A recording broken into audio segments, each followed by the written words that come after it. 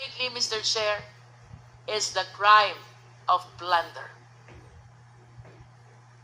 Isa pa sa ating nakitaan na maaring ikaso mula sa ating mga nadinig sa ating komite rito ay ang violation ng plunder sa ilalim ng Republic Act 7080 as amended.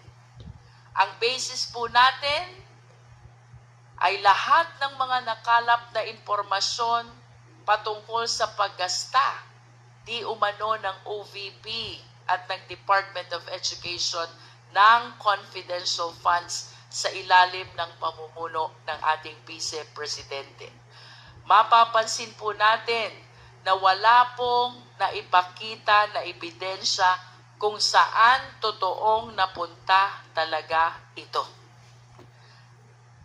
Pinatutunayan lang ng mga opisinang ito sa pamamagitan ng acknowledgement receipts na atin namang napansin ng napakaraming anomalya.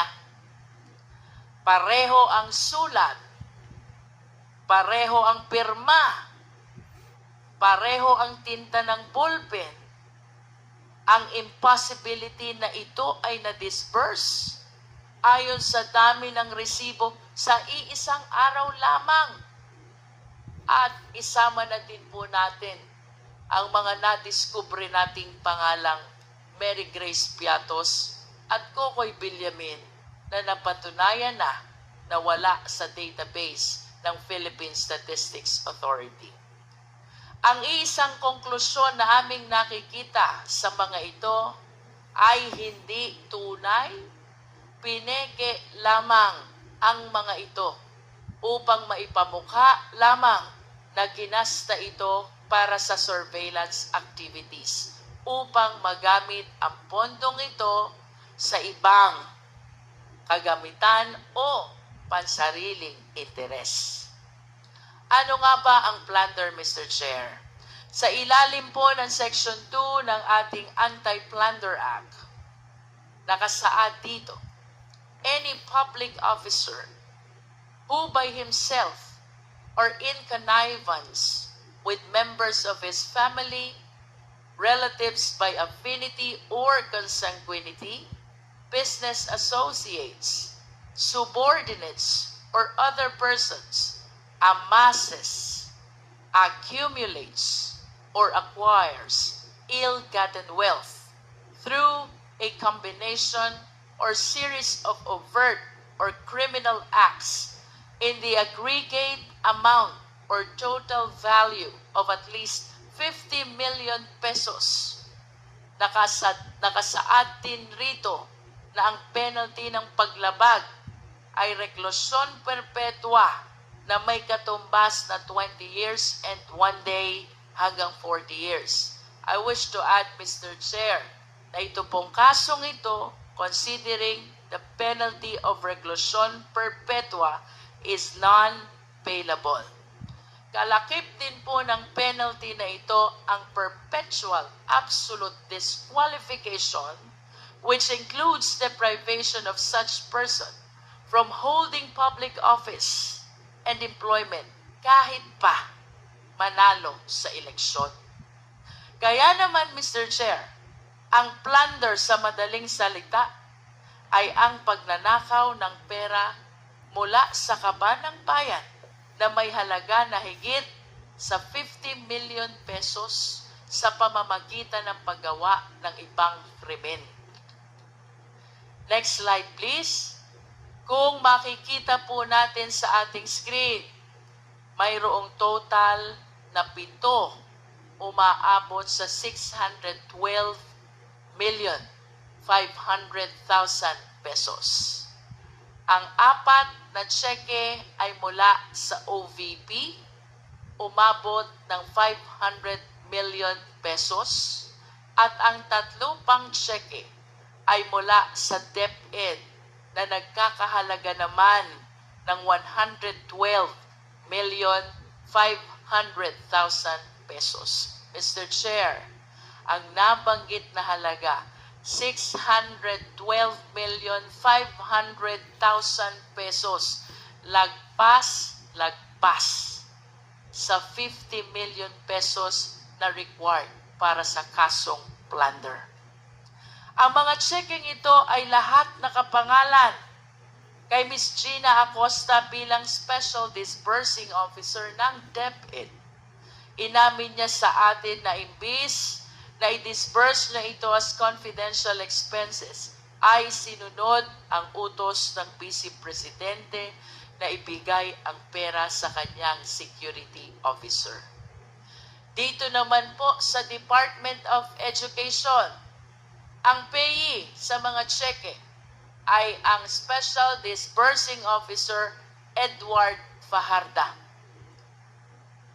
former Special Disbursing Officer of DepEd.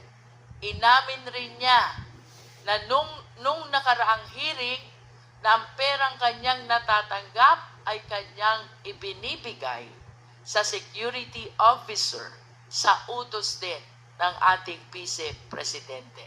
Mr. Chair, I wish to show the breakdown of the confidential funds which were received both by DepEd and OVP.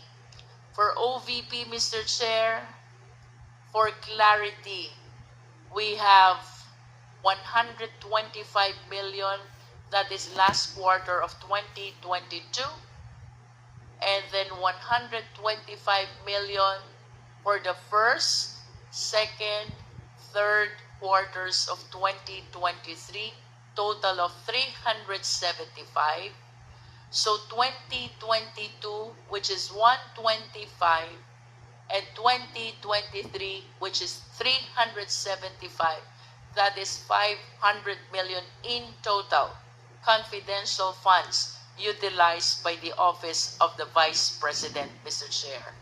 For DepEd, Mr. Chair, I understand that this were utilized during the first 3 quarters of 2023, 37,500,000 each for the first, second, and third quarter of 2023, which totaled to 112 million pesos confidential fund utilized by the Department of Education. In total, Mr. Chair, ang kabuang halaga po na ating naimbestigahan pertaining to the utilization of confidential fund is 612,500,000 pesos. Napakalaki at nakakalula. And to be very candid, Mr. Chair, ilang bata na sana ang ating napakain.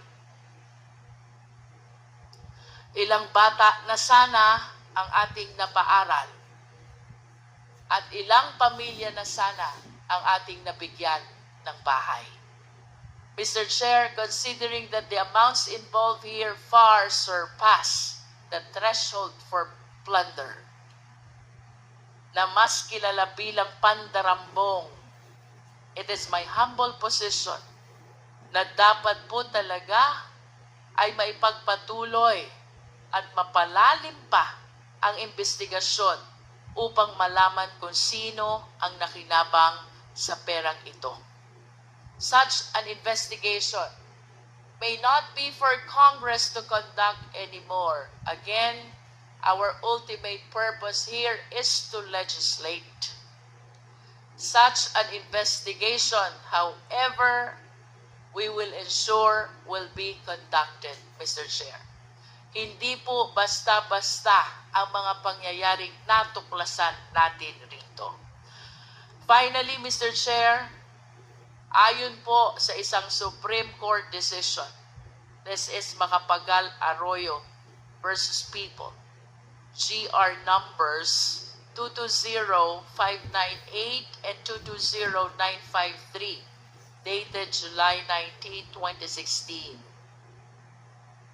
On the crime of plunder, napag-usapan po dito ng Supreme Court ang will, conspiracy na nagaganap in the commission of plunder. Kaya kung may pagpapatuloy po ang investigasyon, maigi pong matingnan kung sino po ba ang hub Sino ang mga spokes? Ilang conspiracy po ba ang ating pinag-uusapan?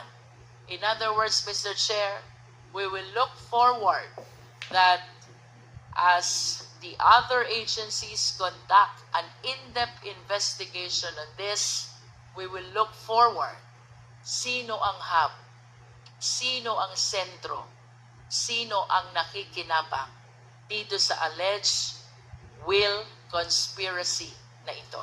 Maraming salamat, Mr. Chair. Thank you, Congresswoman.